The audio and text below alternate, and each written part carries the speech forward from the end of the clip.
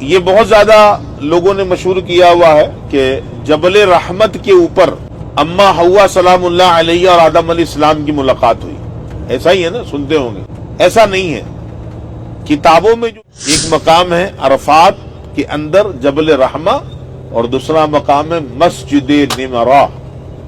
مسجد نمرہ جس کا صحیح نام ہے مسجد نمیرہ. ہم آپ سفر کر رہے ہیں عرفات کے لیے. کہاں جا رہے ہیں؟ عرفات کا یہ وہ میدان ہے جہاں پر حاجی بن جاتا ہے.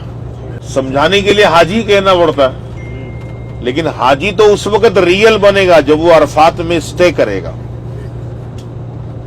حاجی حج کا سارا کام نہ کرے, عرفات میں نہ جائے یا ٹائم کے اندر داخل نہ ہو تو وہ حاجی نہیں بن سکتا.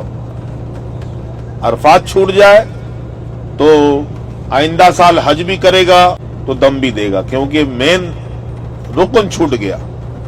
آپ اس میدان کی طرف بڑھ رہے ہیں کہ جس میدان میں رکنا آپ کے لیے بہت ضروری ہے. جس میدان میں رکنا حج کا سب سے بڑا رکن اعظم ہے. حج کا سب سے بڑا رکن اعظم ہے. کیا نام ہے اس میدان کا؟ عرفات. زور سے بولے, عرفات. یہ بہت زیادہ لوگوں نے مشہور کیا ہوا ہے کہ جبل رحمت کے اوپر اما حوا سلام اللہ علیہ اور آدم علیہ السلام کی ملاقات ہوئی. ایسا ہی ہے نا, سنتے ہوں گے. ایسا نہیں ہے.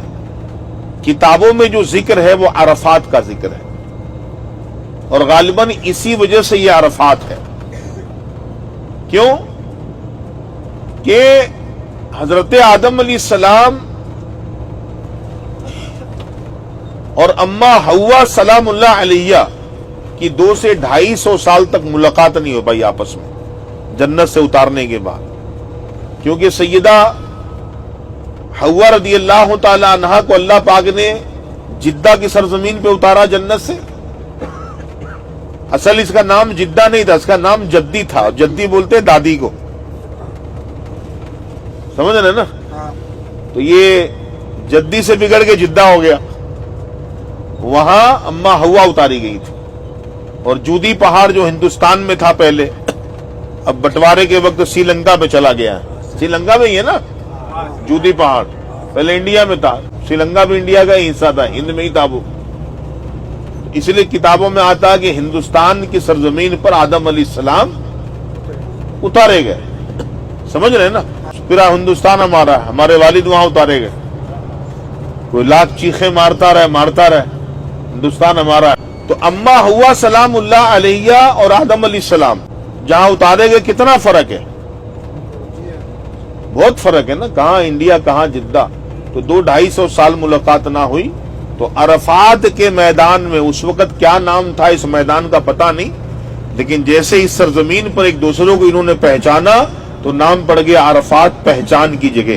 تو کتابوں میں کہیں نہیں لکھا کہ جناب جبل رحمت کے اوپر ان کی ملاقات ہوئی ہے. بعض تفصیل بیان کرتے ہیں, یہاں سے آدم علیہ السلام چڑھ رہے تھے, وہاں سے اما حوا چڑھ رہی تھی, ملاقات ہو گئی. یہ لوگوں نے اپنی کہانیاں بنائی ہوئی ہیں. سمجھ رہے نا بات ہماری. کتاب سے پڑھ کر کوئی بھی بیان کرنے والا کبھی نہیں یہ بیان کرے گا, کیونکہ عرفات کا ذکر ہے, جبل رحمت کا ذکر نہیں ہے. ہاں جبل رحمت کا ذکر ہے حدیث میں, وہ ان معنوں کر ہے کہ حضور صلی اللہ علیہ وسلم نے فرمایا ھذا جبل الرحمہ. حضور نے فرمایا کہ جبل الرحمہ یہ رحمت والا پہاڑ ہے. کون سا پہاڑ ہے؟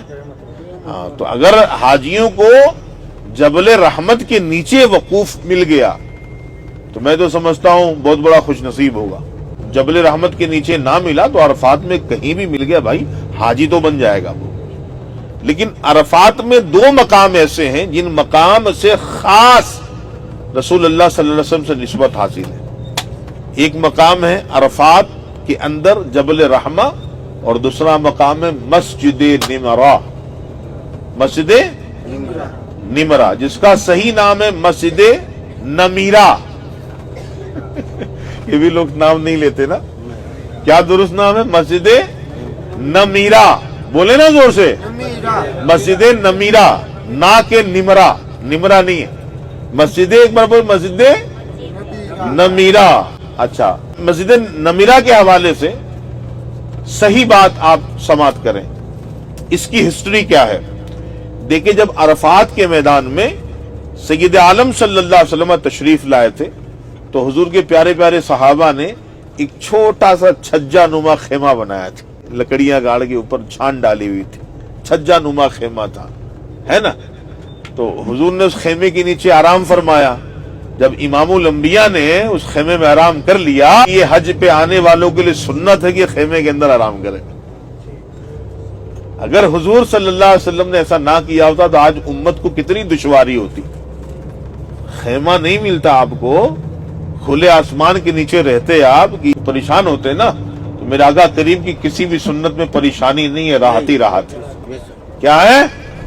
زور سے بولو نا, راحت ہی راحت. 2 گھٹ پانی پی کے آپ کے سامنے بول رہا ہوں میں. آپ تو ہو سکتا ہے آپ بھی گئے, آواز آپ کی نہیں نکل رہی. راحت ہی راحت ہے. تو اللہ نے بھی فرمایا نا قرآن میں, لقد کان لکم فی رسول اللہ اسوۃ حسنہ, بے شک رسول اللہ کی زندگی تمہارے لیے بہترین نمونہ ہے. تو اب چھجا نما خیمے کے نیچے حضور نے عرفات میں وقت گزارے دھوپ میں, اور آپ کے خیمے میں تو ایسیاں لگی ہوتی ہیں. تو فضول باتوں میں نہ الجھے. خیمے کے پردے کی طرف, دیوار کی طرف, پردے والا دیوار, اس طرف منہ کر لیں, کسی حاجی کو بھی نہ دیکھیں, اپنے گناہ یاد کریں. آج کسی کے گناہوں پہ نظر ڈالنے کا وقت نہیں ہے, اپنے گناہوں کو یاد کریں. اللہ پاک کی رحمت پہ نظر رکھیں, اللہ مجھے بخش دے, اللہ مجھے بخش دے. کسی حاجی کی طرف نہ دیکھیں. خیمے کا جو پردہ ہوتا ہے اس طرح منہ کر کے اپنے رب سے شرمندہ ہو کے سر جھکا کے بیٹھ جائیں, درود پڑھتے رہیں, قرآن پڑھتے رہیں. نظروں میں نظر کسی اور کے ڈالیں گے, بعد بتنگڑ میں لگیں گے, آپ کا ٹائم برباد وہاں پر بھی ہو جانا. لوگوں سے نہیں بات کریں. کوئی سوال کرتا ہے, آپ کو مسئلہ یاد ہے, آپ بتا دیں, لیکن کسی کے ساتھ باتوں میں نہ الجھیں. عرفات کا وہ میدان ہے کہ سید عالم صلی اللہ علیہ وسلم نے عرفات میں 2 نمازیں پڑھی تھی. کون کون سی؟ ظہر اور عصر. ظہر عصر آپ کو بھی پڑھنا ہے. کہاں پڑھنا ہے؟ عرفات میں. یہ عرفات آ گیا. دیکھیں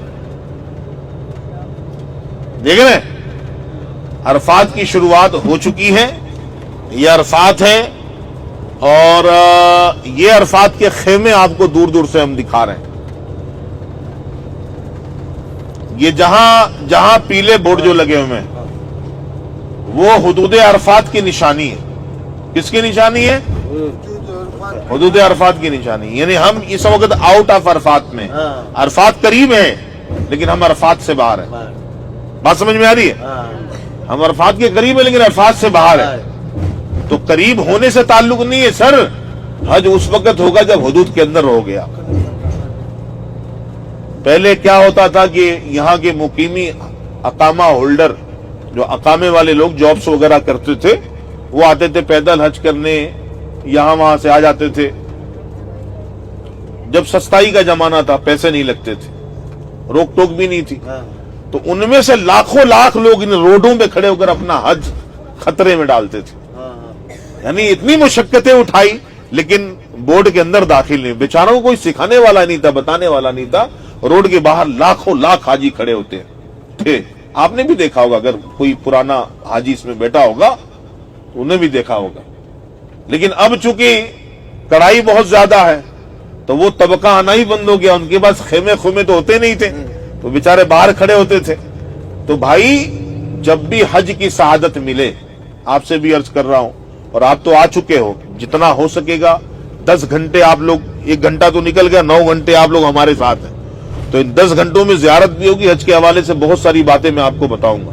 تو انشاءاللہ پورے حج میں غلطیاں نہیں ہوں گی آپ سے.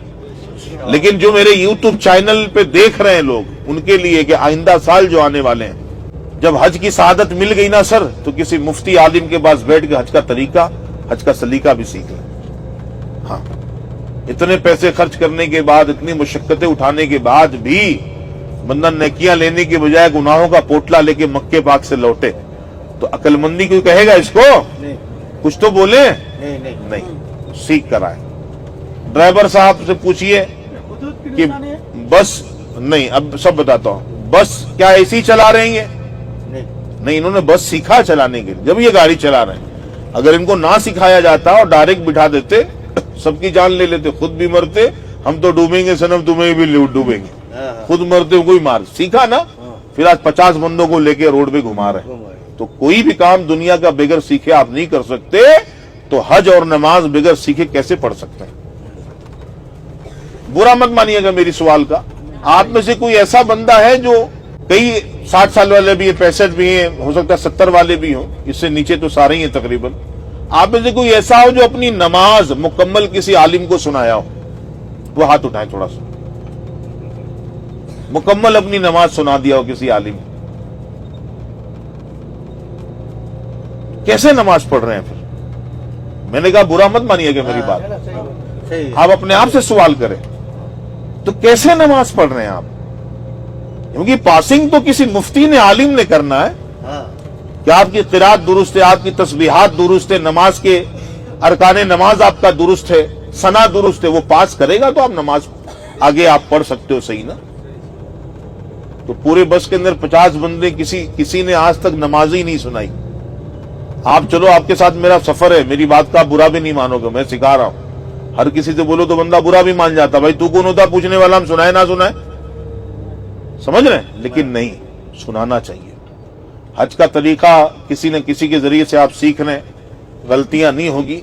यहां जाने के बाद आप अपनी नमाज को अपने मोहल्ले के इमाम को सुनाएंगे इंशाअल्लाह। कौन कौन सुनाएगा? हाथ उठाएं। 1 2 3 4 5 6 7 8 9 10 11 15 16 17 18 19 20, ठीक है। हाँ, अपने मोहल्ले के इमाम साहब अगर दावत इस्लामी वाले हों इलाके में, उनको सुनाइए, अपनी नमाज अच्छी कीजिए। बाकी हज के हवाले से मैं आपको बता दूंगा, हज यारो 5 दिन का है, नमाज पूरी जिंदगी का है। वो भी फर्ज है, ये भी फर्ज है। ये जिंदगी में एक बार फर्ज है, वो रोजाना ही फर्ज है, 5 टाइम फर्ज है। तो हज सीख रहे ना, तो नमाजें नहीं सीखेंगे, नमाज भी सीखना है। तमाम हाजी यहां पर भी अगर कोई आलिम आपके साथ हो, फारिग टाइम में बिल्डिंग में गप सड़कों में वीडियो कॉल पे टाइम नहीं बर्बाद करे, उस आलिम को अपनी नमाज सुना के नमाज भी अच्छी करें, नमाज भी दुरुस्त करें। करेंगे ना इंशाअल्लाह।